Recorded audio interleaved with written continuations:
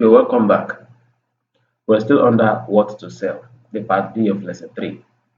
That is how to create a product through market trends and consumer behavior. For any business to develop powerful marketing tactics that can affect consumers' decision making processes, it is essential to understand consumer behavior. Now, what is consumer behavior? It is the consumer's emotional, mental, and social behavior towards selecting, using, and consuming your products or services. You must know why a consumer buys a product, what makes them buy, what is the emotional attachment to it, how do they think, what influences their buying decision. All of these things you must study it very, very well. Now, many factors will both influence and affect their buying behavior. This may have positive effects or negative effects on your product or marketing, depending on your product. Little reason may make a consumer make a buying decision, and then a very subtle reason will also make them not to buy. It is according to their preferences. The major influencing factors of consumer behavior includes personal, psychological, social, and situational factors. Picking it from the first one, personal influences on consumer behavior. Personal influences on consumer behavior include demographic factors, personality traits, and other personal characteristics that influence how people respond to products and services. Consumer behavior can also be influenced by personal factors like their likes, their dislikes, their priorities, their morals, their values. Consumers' choices are greatly influenced by their preferences. You need to know that for somebody to buy a product, it is personal to them. It is what they need that they buy, and it is what they feel like they need that they buy. Two questions that you need to ask yourself, and two major reasons why they buy when it comes to these personal influences. It is who they are and why they buy. That is their demographic factors and then the personality traits. What is their personal characteristics that can influence their buying decision? That can influence their buying decision. These are the things that you must study. It is personal to them. So people buy according to their personal preferences and according to their likes. It's because they like a product that's why they buy it. It's because they dislike a product that is why they do not buy it. So what's their priorities? What are their values and morals? These are major reasons why, or these are reasons that influences their buying decision. Psychological influences on consumer behavior. Psychological factors include the consumer's perception of their needs, their mindset, and perception of the provider and its services or product. In a negative connotation, a consumer may avoid a particular restaurant if they felt insulted the last time they visited, while one consumer may appreciate a single factor, another may make the opposite buying decision based on that perception, that same perception. That's why it is important linking back to target audience. You must understand how your target audience think. You must know the kind of mindset that they have, their lifestyle. You must understand it. So once you understand all of these things, these psychological influences, you'll be able to answer it more and be able to understand it more. Because people buy according to their needs, definitely. It is what you need that you buy. So the way people think also makes them buy. It makes them buy. Now if they visit a particular restaurant, for example, and then they felt insulted, probably maybe they feel that the waiter was rude. Next time they won't visit that restaurant anymore. That is just the personal preference. They'll be like, okay, why would this person be rude to me?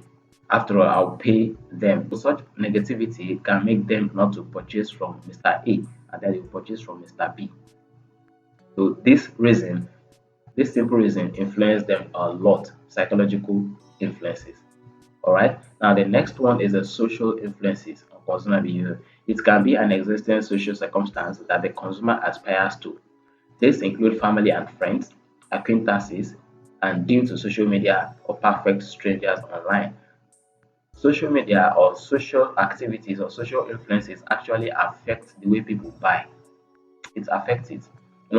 Sometimes people buy because other people are buying. That's more like saying social proof, right? They are buying because other people are buying, or they are buying because their friends has also bought that product. Okay, that is why you must strive so hard to make sure that you are creating the best kind of product out there. So that once one person buy that product, another person, that person will refer another person to buy that product because they find it useful and helpful. That's why your product must serve its purpose. Now, other relevant factors to consider, they are the purchasing power of your target audience, or the purchasing power. It influences their buying behavior. So, as a person, you will always consider your budget before making a purchasing decision, or before you purchase any product. The product might be excellent and then the marketing could be on point, but if you don't have the money for it, you won't buy it. Segmenting consumers based on their buying capacity will help marketers determine eligible consumers and achieve better results. It's if you have enough money to buy something, so when you see the advert or when you get to see when you get to know about their marketing strategy, it will be on point to you, and then you eventually buy that product, which is cool. But if you don't have that money to buy that product, even though the marketing is on point and then you really feel that okay, you need this product, but the fact that you don't have that money won't make you buy. You will wish that you have the money to buy, but actually you won't be able to buy because the money is not there. So you must understand their purchasing power, and this is the reason why you must have different prices for different products, and you must create varieties. It leads us to the next point, which says customer journey. Segmenting the audience based on your readiness allows marketers to align communications and personalized experiences to increase conversion at every stage.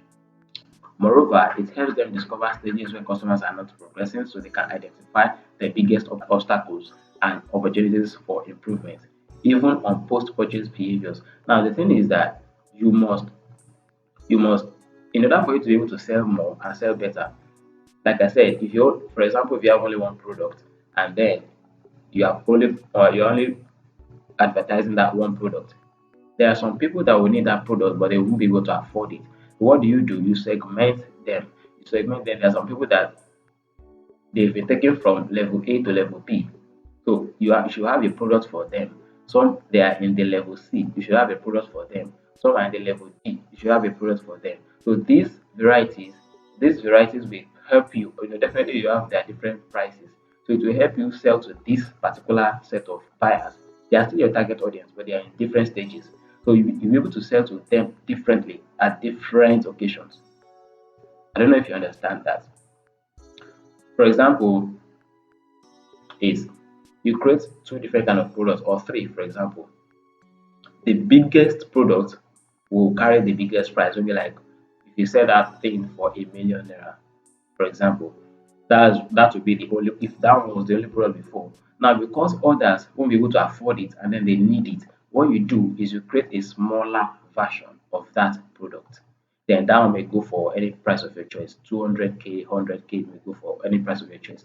But what you are doing is you are creating options for your buyers. It's still the same product, but there is difference in the quantity.